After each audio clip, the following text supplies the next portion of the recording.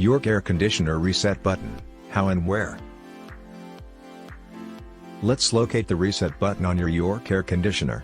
Typically, it's located on the control panel, which is usually found on the front or side of the unit. Once you've located the panel, you'll see a small button labeled Reset or Reset/Restart.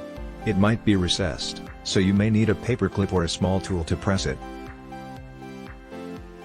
Make sure your air conditioner is turned off. You can do this by either using the power button on the control panel or disconnecting it from the power source.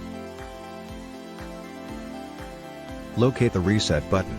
As mentioned earlier, it's usually labeled Reset or Reset/Restart on the control panel.